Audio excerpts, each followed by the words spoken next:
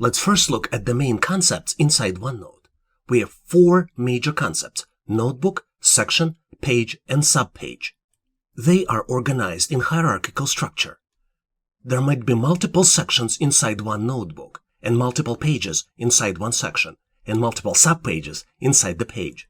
So when we created new personal notebook in OneNote, it created multiple sections, predefined sections for us: quick notes, shopping list, recipes, and to-do lists. And inside to-do list, there are multiple pages: today and next week.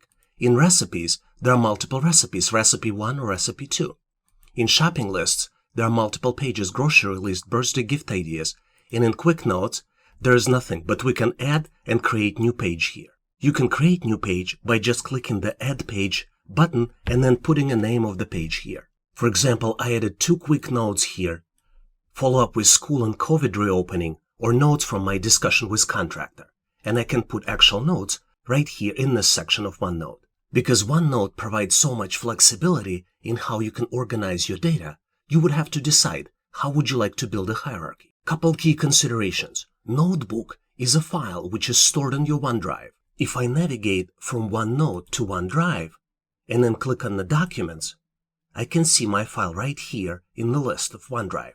I would recommend you have 3 main considerations when deciding how to organize your data: security, future growth, and search. Let's talk about each one in more details.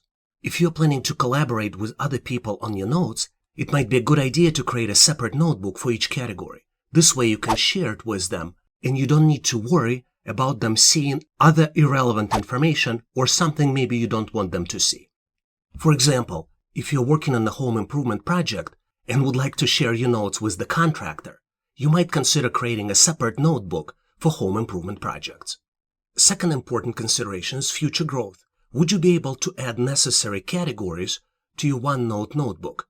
For example, if you created notebook home improvements, you can have sections: kitchen remodeling and hardwood floor replacement. But would you be able to add your student lecture notes, your to-do lists, or your non-home improvement projects into notebook? This is something to consider when organizing the data. And last but not least is the search. Would you be overwhelmed by the search results if you search everything in your notebook? OneNote provides exceptional search capabilities, but you might be overwhelmed with the search results and may not be able to find what you're looking for if you don't organize your data correctly. Let's look at some ideas of how you can consider organizing the data. This is the structure of the home improvement notebook in OneNote. You see that notebook is named Home Improvements. It has 2 sections: kitchen remodeling and hardwood floor installation. Kitchen remodeling has 2 pages: design and research, and I identify contractors and get estimates. In design and research, we have 2 subpages: countertop ideas and cabinet ideas. Once you design the structure, it is very easy to implement in OneNote. As you can see, I created 2 sections. One is kitchen remodeling, another one is hardwood floor installation. Kitchen remodeling section has 4 pages. 2 of them are subpages. For example, in design and research, there are 2 subpages: countertop ideas and cabinet ideas. And second page is identify contractors to get estimates. Hardwood floor installation section has only 1 page: floor selection. Once you build the hierarchy that will work, you can start populating it with data. And you can add pictures in OneNote either by uploading them from file or by just copying and pasting them right into the application. Once you have pictures in place, you can do typical operations that you do with the images that will help you organize the notes. You can grow, shrink, crop, and do a lot of other things as needed. You can also enhance pictures with notes. For example, this might be an estimate from Johnson Contractors and include the pricing information. This way you can search by any one of these keywords and you will be able to find this data. If you are a student, this is how you might consider organizing your data.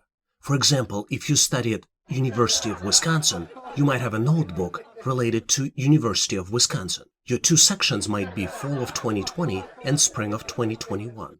And in fall of 2020, you might be taking 2 classes: Introduction to Computing and Windows 10. And you organize your subpages as lectures from each class. Having the correct organizational structure will allow you to navigate through OneNote quickly and find what you're looking for very easily. Please consider subscribing to this channel.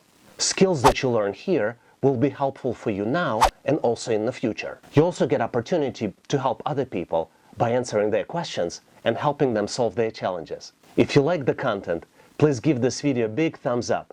This tells us that you need more content like this. Thanks for watching, and I'll see you in my next video.